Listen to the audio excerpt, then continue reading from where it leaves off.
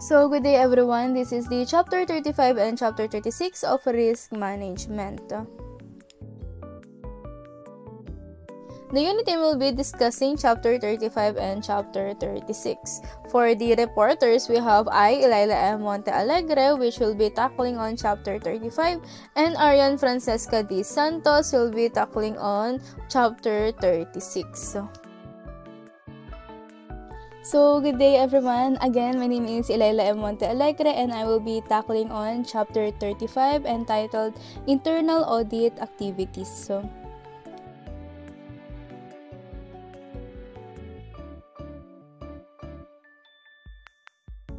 So, for our first topic, we have the scope of internal audit. So, let's first define what is internal audit before moving on to the scope of internal audit. So, in the most simplest terms, the internal audit activity helps an organization accomplish its objectives by bringing a systematic, disciplined approach to evaluate and improve the effectiveness of risk management, control, and governance processes. So, that is internal audit in a nutshell. Moving on to the module, it is said that there needs to be a close working relationship between risk management and internal audit. So, bakit? Well, this is because just like how I defined internal audit earlier, internal audit and risk management goes hand in hand as if they are two sides of the same coin. So, internal audit brings systematic and disciplined approach which can help and improve the effectiveness of risk management. Kaya kailangan talaga may close working relationship sa kanilang dalawa. So, the relationship between risk management and internal audit is important because successful management of risk depends on four important outputs. We have output number 1, mandatory as required by laws, customers, our clients, and standards. Then, we have assurance for the management of the team and other stakeholders. Then, we have output number 3, decision making based on the best information available. And for a last output, which is output number 4, the effective and efficient core processes throughout the organization. So, internal audit is primarily concerned with risk assurance, and this will be the concern of the non-executive audit committee in a large organization. So, it is inappropriate for internal auditors to fulfill an executive function by assisting management with the identification, design, and implementation of those risk control measures. So, for our next topic, we have the expectations of internal control. So, in this slide, malalaman natin kung ano nga ba ang mga kailangan or mga dapat lang nating i-expect sa internal control. So, do note that nothing is perfect, or rather, nothing can be perfected, and the same principle also applies to internal audit or internal control. So, as mentioned in the PowerPoint, a sound system, well, not a sound system like there's a speaker, a mic, or etc. But rather, a sound system. So, emphasis on the sound. When we say sound system in this context, it means that the system is based on reason, sense, or judgment. It is also deemed competent and reliable. So, a sound system of internal controls reduces but cannot fully eliminate the possibility of poor judgment in decision making, human error, control processes, etc. So, a sound system of internal control provides reasonable but not absolute assurance that a company will not be hindered in achieving its business objectives or in the orderly and legitimate conduct of its business. So, this just goes to show that even if how much a company focuses on its internal control, we cannot 100% say that the risk is completely diminished. But don't take this the wrong way, having a sound internal system is still significant and can highly benefit the company and reduce its risks. So, moving on, for our next topic, we have the internal financial control in a charity. So, ang pinaka-point lang naman talaga ng slide na to is just to point out that the internal financial controls are part of a charity's overall control framework. So, when we say charity, alam naman natin to, it is an organization that is exclusively not for profit. So, this engages in activities that are legally considered to be of public benefit, such as alleviating poverty or promoting arts, culture, and heritage. So going back to the slide, internal financial controls are part of the charity's overall control framework and executive management. As staffs and volunteers are responsible for ensuring they are implemented. So a review of the effectiveness of the control should also be conducted annually, and no single individual should have sole responsibility for any transaction. Role of internal audit. So the figure presented in the slide depicts the range of activities required to carry out a successful enterprise risk management, or ERM for short, initiative. The diagram shows that certain core activities like reviewing key risk management, evaluating, reporting of risk, and assessing risk management processes should be handled by internal audit department. So, while other activities like setting risk appetite, imposing risk management processes, and making decisions on risk responses should not be managed by internal audit department.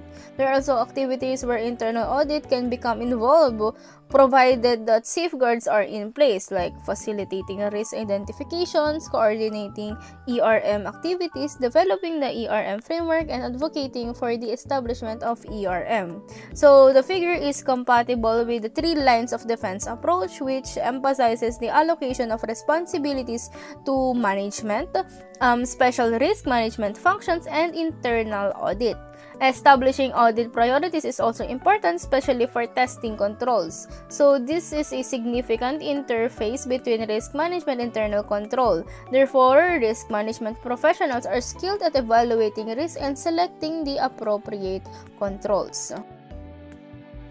Undertaking an internal audit. So, the processes of conducting an internal audit involve several steps, including planning, fieldwork, producing an audit report, and follow-up. The process of auditing involves a series of steps, and planning is the first stage. So, planning involves the initial contact with the client to inform them about the audit and its objectives. This is followed by an initial meeting where the client describes the areas for reviewing the available resources and processes. The auditors then conduct a preliminary survey to gather all the data they need to have a good overview of the audit. So this is the 4th step in the planning stage, which is to review internal control structure. So the auditor will determine the priority areas for the audit to review. Once the priority areas have been identified, the auditors will prepare an audit program outlining the required field work related to the audit topic or area. The second stage of auditing is the fieldwork stage. During this stage, the auditors will test the critical internal controls to ensure that randomly selected records are accurate. The auditor will also carry out regular updates, mostly in oral communication, and the client may help resolve any issues raised. When the fieldwork is done, the auditor will summarize their findings, conclusions, and recommendation in an audit summary. In the 3rd stage of auditing is the auditing report stage. During this stage, the report will be reviewed by the audit team before presenting it to the client for further review. Comments and suggestions on the first draft are taken into account in producing the final report. Once the final audit report has been produced, it will be distributed to people involved, like or such as senior management and the audit committee as agreed. So, the final stage of auditing is the follow-up stage. During this stage, the response from the client will be reviewed so that the findings may be tested and resolved. The effects or resolved and unresolved findings will be included in the follow-up report. So, I will give an example for this undertaking an internal audit. So, for example, let's say that a company hires an auditing firm to review their financial records. The auditors will first contact the company to inform them about the audit and its objectives. They will then have an initial meeting where the company prescribes the areas they wanted to be reviewed and the available resources and processes. So after that, the auditors will conduct a preliminary survey to gather all the data they need to have a good overview of the audit. They will then review the internal control structure and determine the priority areas for the audit to review. Once the priority areas have been identified, the auditors will prepare an audit program outlining the required fieldwork. For our next topic, we have risk management and internal audit. So the relationship between these two in a large organization can be challenging due to different reporting lines, but their complementary roles should be seen as an opportunity for more effective risk management. So both parties can cooperate, attend risk assessment workshops, and follow the 3 lines of defense, which I will be going into detail more later. So the 3 lines of defense is where the management has primary responsibilities for risk management, specialist risk management functions assist, and the internal audit check the processes and frameworks effectiveness. Internal audit focuses on identifying controls, measures, and testing their impact in practice to establish facts. Specialist risk management functions can operate at corporate or group level and have roles and responsibilities in developing, implementing, monitoring, and improving the risk management framework, including business continuity, health, and safety. So, as what we can see in the slide, the 3 lines of defense approach is a framework for effective risk management and internal control. It is compatible with the concept of governance, risk, and compliance, or GRC, which emphasizes that the board is responsible for the governance issues across the entire organization. In this framework, the board looks to all 3 lines of defense to ensure adequate attention is paid to risk. The first line of defense is operation management and internal controls, which are responsible for managing and mitigating risk within their specific areas. The second line of defense is risk management and compliance, which provides oversight and guidance to the first line of defense. For our third line of defense, we have the internal audit, which provides independent assurance to the board and management that the first and second lines of defense are working effectively. So for highly regulated organizations, there may be additional lines of defense such as external auditors or regulators, which provide further oversight and assurance. The terminology used here may vary from organization to organization, so spare me. The GRC approach can be facilitated by establishing a risk-based audit program, in which internal audit activities are focused on the priority significant risk facing the organization.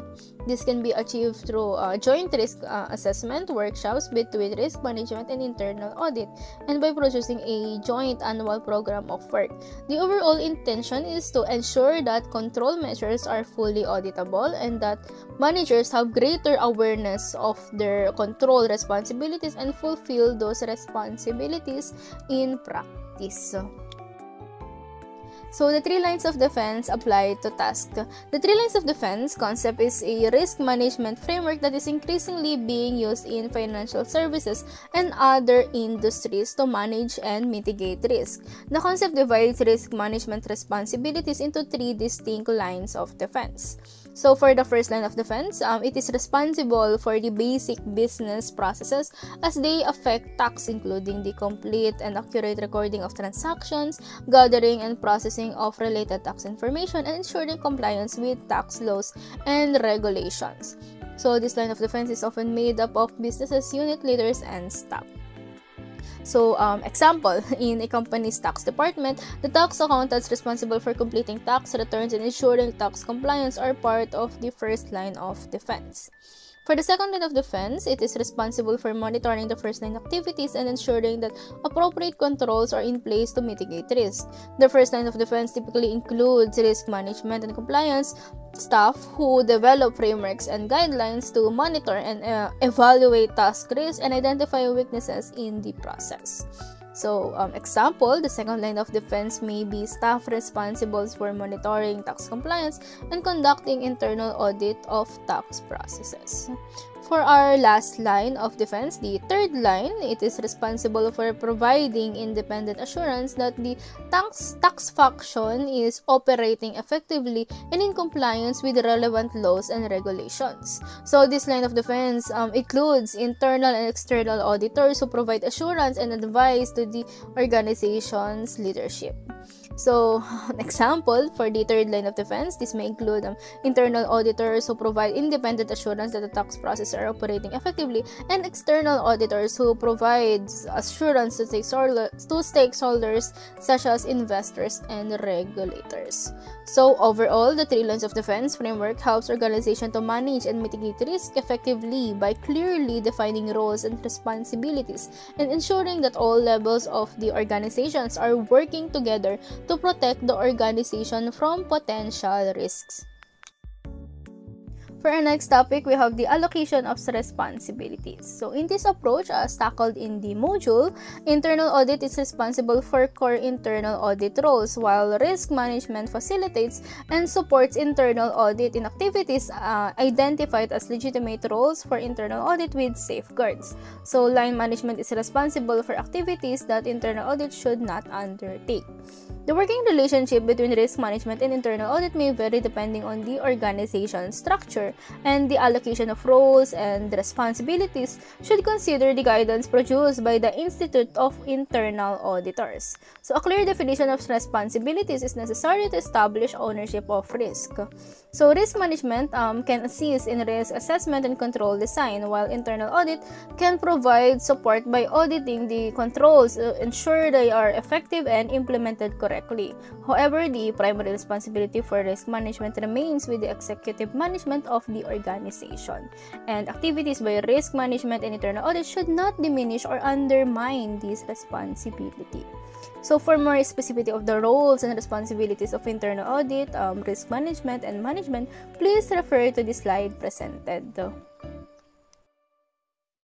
For my last topic, we have the 5 lines of defense. So, kanina, the 3 lines of defense model is widely used to manage risk in organizations, but there has been considerable discussions about its operation. One weakness is that it is more relevant to hazard and operational risk than to strategic and tactical risk. Another issue is that it may not cover all areas of the organization, such as the board of directors, which provides assurance but is not identified as a line of defense.